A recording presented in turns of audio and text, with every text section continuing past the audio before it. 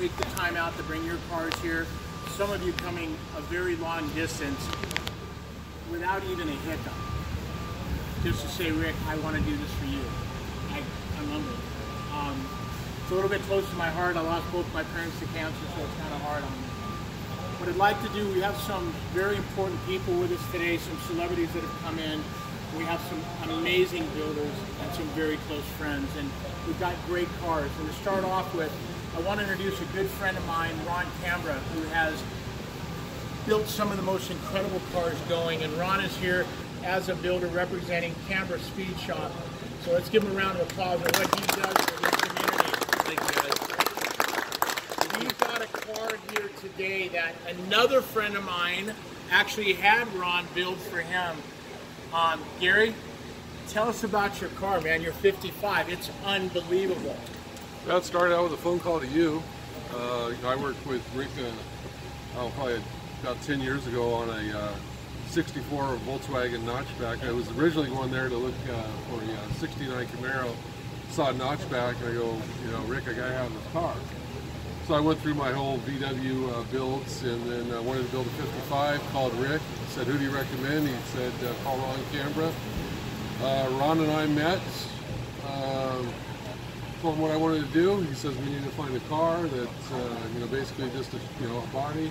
We're going to put a new frame, motor, and all that. So within, I don't know, 2 hours, you had a donor car, and we started the build, and sat down and kind of said we wanted to build a 55 that was different than everybody else's, and kind of came up with a Corvette feel, and 2 years later we got a finished product. So it did a great job. Yeah. So that car is going to be one of what we call an end cap car this year. Absolute feature car. I mean, it's reached a point where these cars today, Billy Burton, they've gotten stupid with the amount of stuff going on. It's nuts, isn't it? I mean, it just goes on and on and on. So as we lead into another 55 that we brought in, this car came from Minnesota. Known as probably one of the most radical 55s that has ever been built.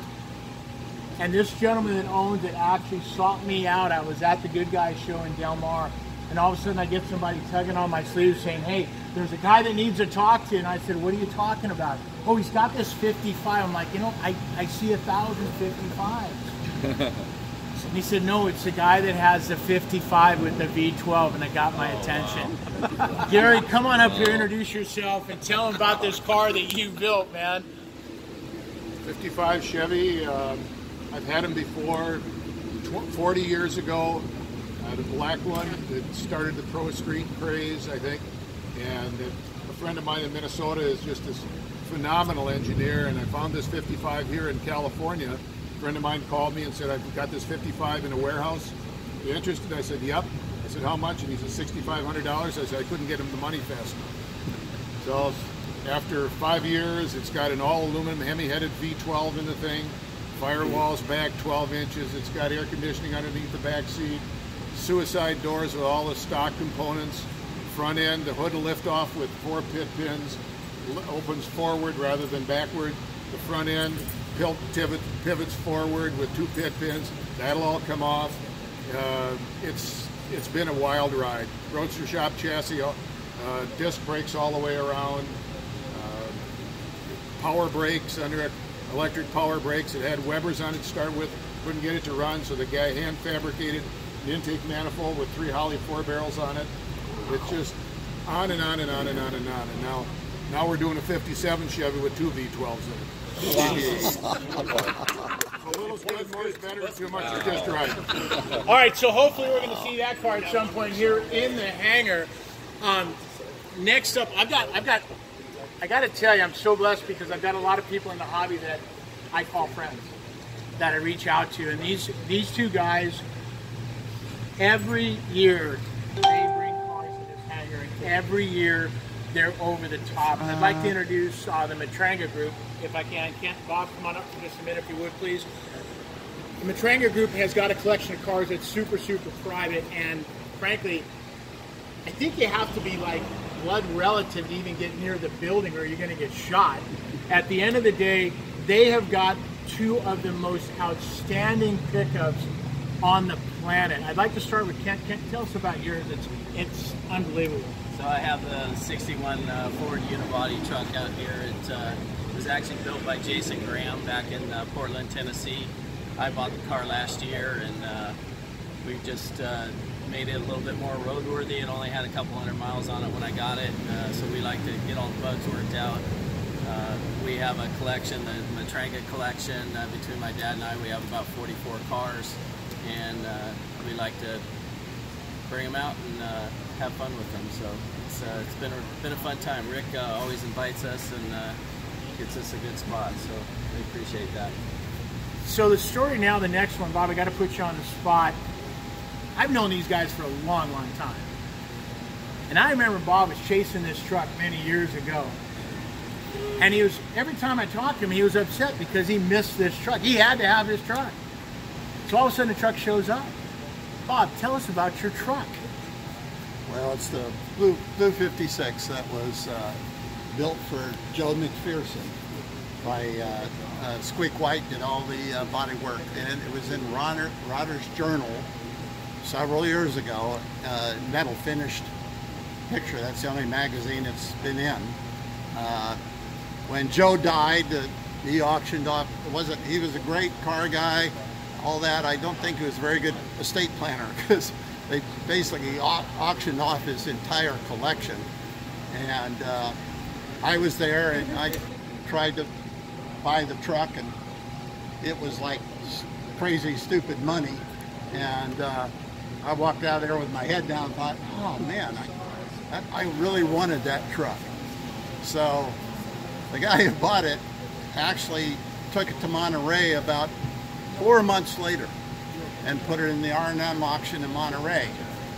And Kent seen it in a magazine, and so, I mean, like the day before. So we chartered an airplane to go up there so we could get there in time. And I thought, with all the purists up there in the Monterey, that this old truck is gonna, you know, I'm gonna pick this thing up for like nothing. So I knew the history of it. I talked to Art and Mike Crispin, I talked to Squeak White about it. I knew the truck, and so I went to Monterey, and again, it was like, well, when the bidding was all over, some guy walked up to me and said, what the hell is with this truck? Why is this truck selling for this kind of money? It's crazy. And I said, well, you have to know that it doesn't even have air conditioning in it, the guy said. So I said, you have to know the history of the truck, and that's what it's all about. Again, a guy in Texas bought it, went to Texas, Kent found an ad in Good Guys, I think it was Good Guys magazine or something. There's another RM auction. Yeah, and so he bought me a ticket for my birthday to Texas to go get this truck. Expensive ticket for him. So this time I put a Brinks truck behind me and I went to Texas. I was not coming home without that truck. Well, I got the truck, but it's a piece of work, a piece of artwork that you don't see too many trucks built like this. So anyhow, that's kind of the story of the truck. Once again, Matranga Collection, they've got some incredible stuff. Thank you so much for coming out, guys. So the next feature that we have, it comes down to one guy had a passion about building something that nobody had. Why he did it, I have no idea.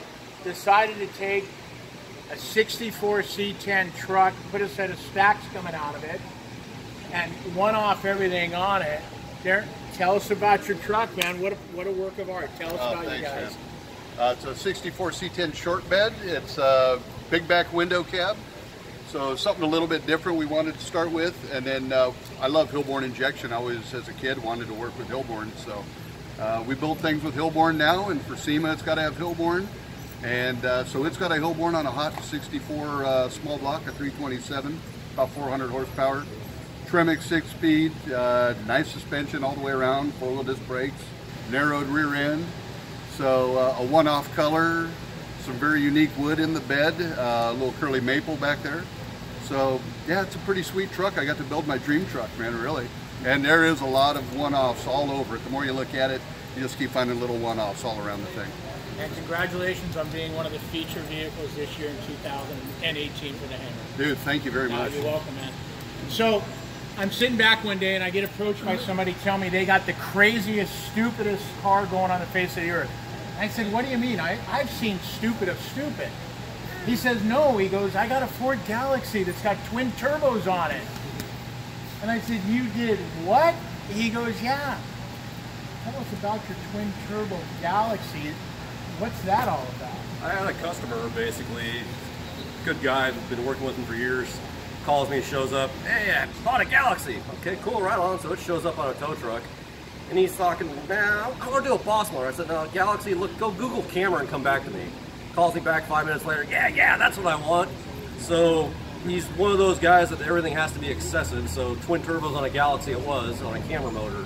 Duttweiler did the motor on the thing. It made 1,068 on 91 octane. Basically, it was about a 2-year build. Big Pro Street, basically, black. Did everything in house except for the machine work and the upholstery, basically. The sad note is the guy passed away 6 weeks ago without already sitting in the car, so now we got to deal with that. The guy we bought the Paul from. Oh my gosh, that's unbelievable. Well, sorry to hear that. That's horrible. So it's the ridiculous of ridiculous. And you know, the next guy I'm going to introduce, I've got some very close friends that are, we'll just say, in the public eye. These are people that we like to say are celebrity. And they're guys that have a passion for this art that we do. You know, like all of us who build these cars. Jim Fry brings his car all the way up from San Diego, El Cajon. Jim's a close friend. I ride with him all the time. He's got this Barracuda. I don't even know what you were thinking. I needed to get rid of some money. That sums it up well. Jim and I ride with a group called the Hamsters. If you haven't noticed, there's a display here from Arlen S. If you guys can slide over just a little bit. Arlen S. is a good friend of all of ours. He builds some of the craziest bikes going. This particular bike in the front is called Smoothness. Widely considered to be the most famous custom and photographed motorcycle in the world today. Has not seen the light of day in 10 years. So getting that bike down here was pretty crazy, but Arlen said, hey, whatever you need to do. Gary Wiles, who's back here in the back, is very close with Arlen, and Arlen said, Gary, whatever you want to do, go ahead and do it. So we've got some great stuff. But getting back to some close friends, we've got Ralph here from R&B Garage. Ralph has done so much for the community. Ralph, tell us what you got going on this weekend. Yeah, you know what, guys, first of all, thank you for having us. I'm really excited because I think one of the things that we're challenged with is how are we going to get the younger guys involved with these builds. And you know, as I look around, that's my biggest concern is who's going to take over, right? So I'm very proud to tomorrow we're going to unveil to a very young family. Matt is a local guy from Huntington Beach. He's been wanting to build his car since 2013. Tomorrow we're going to unveil it to him and his young family. They're in their 20s. And it just gives me so much joy to be able to see someone of that age take obviously what we do and revive it and continue it. So it's a very unique car, I'm not going to lie. I think all of you guys are going to be blown away when you see it. It is a 4-door 1956. It is triple black. It is black on black on black. But I got to tell you, even when we started to build this, everybody says, why a 4-door? It is unbelievable. It is unbelievable. The boys are back in the garage, just putting all the final details to it. He has not seen the car. His family has not seen the car. He's got a young daughter that's, I believe, maybe 9 months old.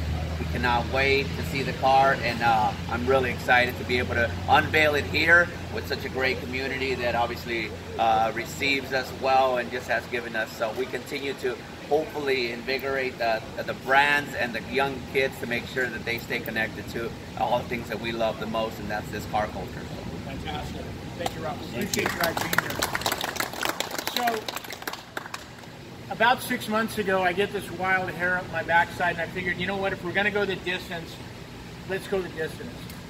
So I started making phone calls, talking to people that I knew, and everybody was open-armed about everything.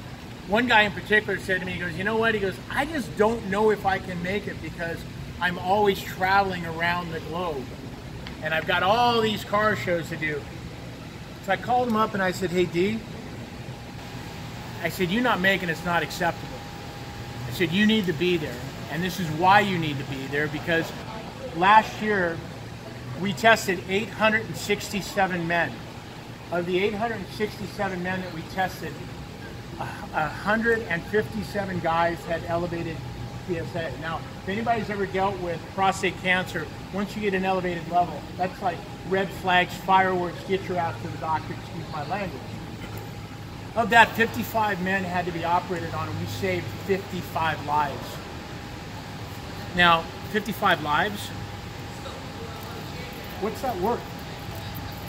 Is it worth $50 million in cars? Is it worth whatever? The reality is this show is not about this, it's about getting people in to hopefully save lives. So I kind of laid that on my buddy, and Johnny said to me, he goes, Rick, he goes, I'm in. So I want to get John DiAgostino up here. I'm blessed to call him a dear friend, and he's going to tell us about a couple of cars that he brought down, one in particular that he surprised me with that I had no idea.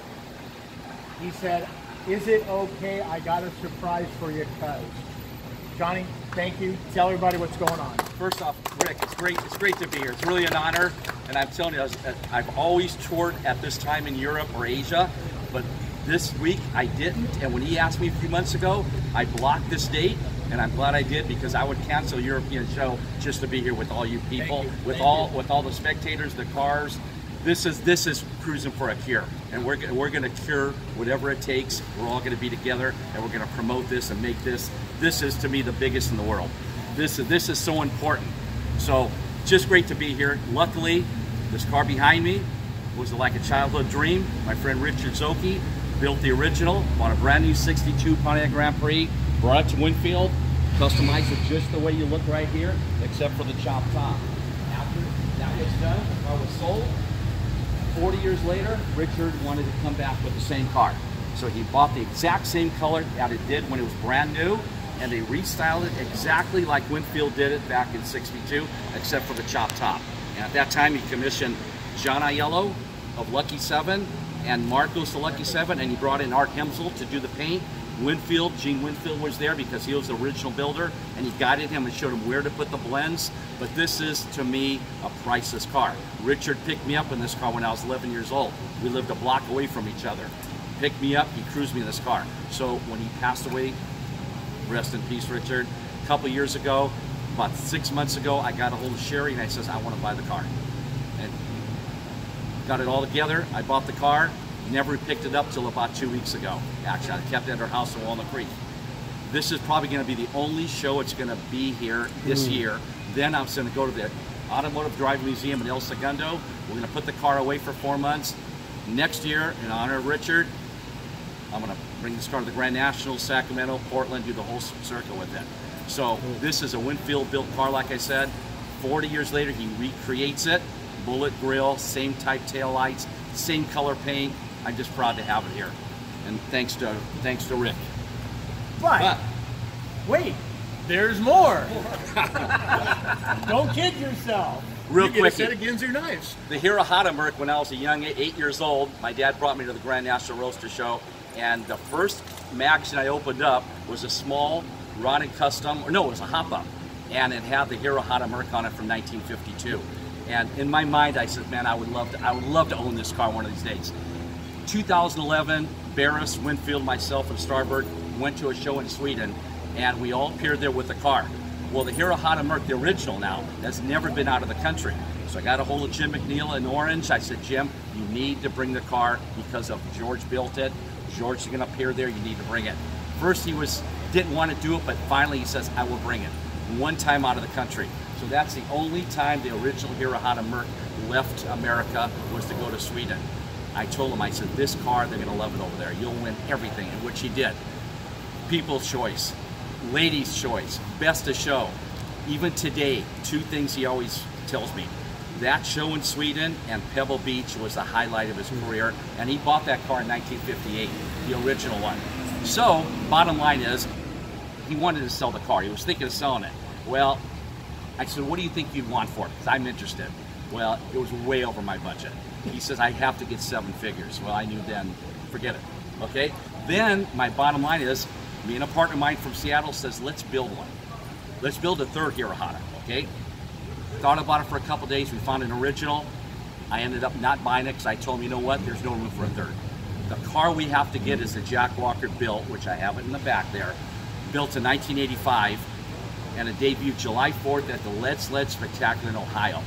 And from then on, when that car came out in 85, it was probably the biggest sensation in the second custom car history. Everybody talked about the Hirohata because the original was still put away in a garage for another 10 or 15 years, tucked away. That car that I'm going to bring in here in a little bit has been in over 700 car shows in America, but never around the world. Just the original went one time. So we bought that car only to show to people around the world. So that car, after this show, it goes to the ADM Museum.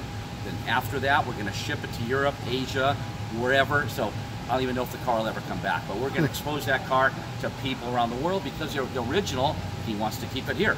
So I can't wait to get that car inside the hangar here. So kind of a crazy thing, you get these cars dropped on you, the hangars become a destination because of people like yourselves that really step to the plate and help everyone out. This is a heck of a car.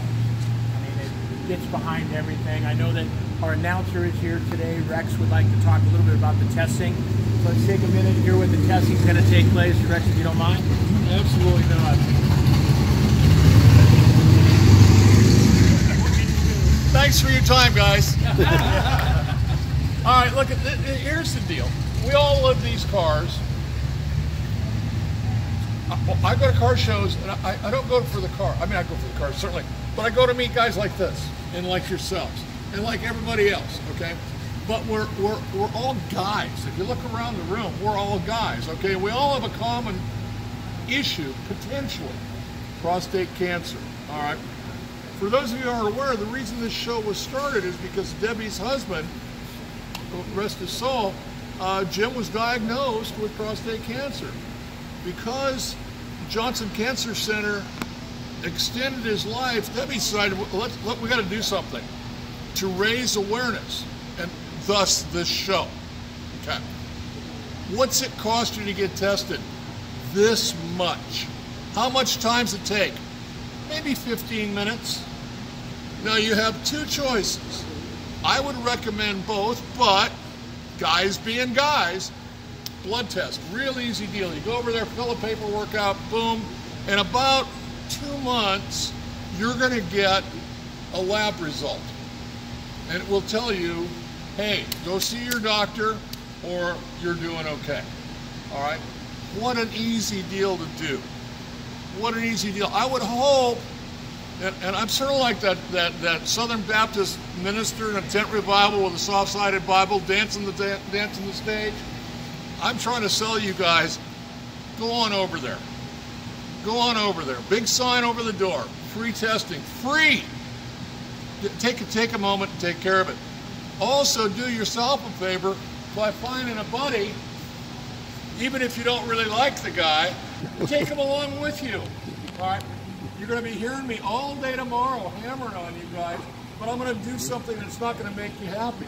What I'm going to do is I'm going to talk to that nice lady right there, and she's going to bug the hell out of you to make sure you end up with a little tape across your arm and a sticker on your t-shirt. That's all. Thank you so much, you guys.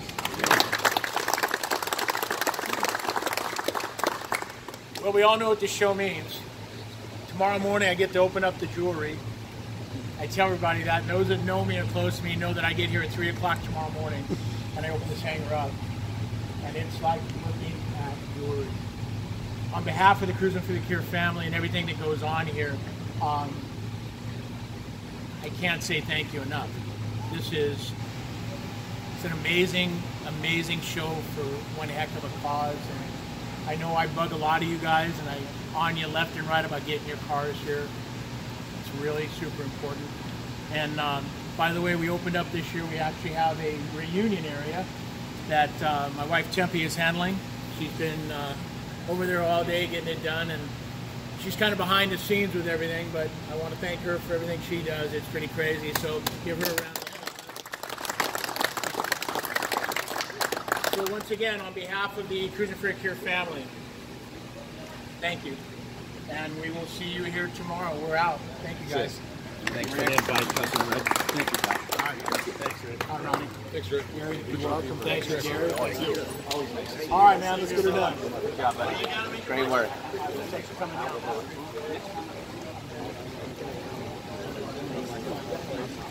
There you have it. All right, hey, real Pretty quick. moving. Real quick. I need to feature cars pulled out one by one. Get them in line. I'm going to start bringing them in. Let's get them parked. How about that? That was awesome. Dano reporting live on Dano Vision, Mequiar's Hangar, Costa Mesa, California. We're out.